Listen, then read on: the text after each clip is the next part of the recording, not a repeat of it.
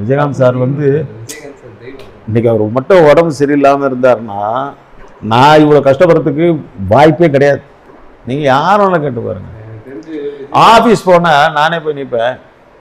என்னப்பா தலைவர் அந்த படம் முதல்ல உட்கார்றேன் அப்படின்னு எங்கே நல்லி உனக்கு பிடிக்கலன்னு சொல்லி வச்சுக்கோங்க. எப்போ சொன்னீங்க? நீ வரணுன்னு அங்கே போய் பார்த்தா குண்டானில் இருக்கும் நல்லி. Great person. நான் மட்டும் இல்லை, எல்லாரும் கேப்டன். அப்படி ஒரு ஹீரோ எல்லாம் நான் பார்த்ததே இல்லைங்க. Great man, greatest, extraordinary. சில பேர் நம்பவே மாட்டாங்க அந்த மாதிரி ஒரு ஹீரோ சார் விஜயகாந்த் சார்.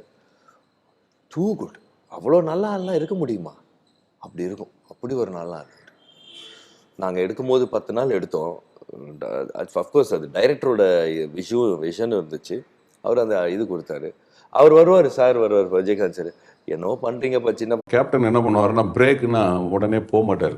கீழே சாப்பிட்றவங்க வரைக்கும் போய் பார்ப்பாரு. எல்லாருக்கும் சிக்கன் இருக்கா மட்டன் இருக்கா அப்படின்னு அவர் போய் பார்ப்பாரு. பார்த்துட்டு கடைசியாக தான் போய் அவர் போய் சாப்பிடுவார். ஏன்னா நான் இதை கண் கூட பார்த்துருக்கேன். அப்போ இதை வந்து அந்த நடிகர் சங்க உறுப்பினர்கள் என்கிட்ட பேசிட்டு இருக்கும்போது சொன்னார், ஒரு நாள் இந்த மாதிரி எங்களுக்கு ஒரு 13 பேருக்கு சாப்பாடு இல்லாமல் போயிடுச்சு. அப்போது நாங்கள் வெறும் குழம்பை மட்டும் ஊற்றுனாங்க. நாங்கள் கறி இல்லையான்னு கேட்டதுக்கு எங்களை மேனேஜர் திட்டி விட்டாரு. இதை வந்து தூரமாக இருந்து கேப்டன் பார்த்துட்டாரு.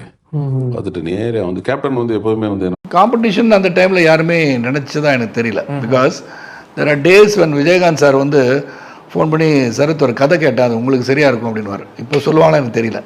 எக்ஸாக்ட்லி சார், சத்யராஜ் சார் சொல்லியிருந்தாரு இன்டர்வியூல. ஏன்னா அவர் ஃபோன் பண்ணுவார், சரத் அவர் கதை கேட்டேன் அது எனக்கு சரியாக இருக்காது, நீ பண்ணி அந்த படம் நல்லா இருக்கும்னு சொல்லுவார். இப்போ அப்படி விட்டு கொடுப்பாங்கன்னு தெரியாது.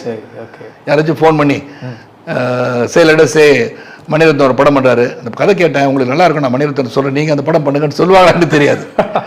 அப்போ விஜயகாந்த் பிடிச்ச ஒரே ஹீரோ எப்பவுமே விஜயகாந்த் தான்.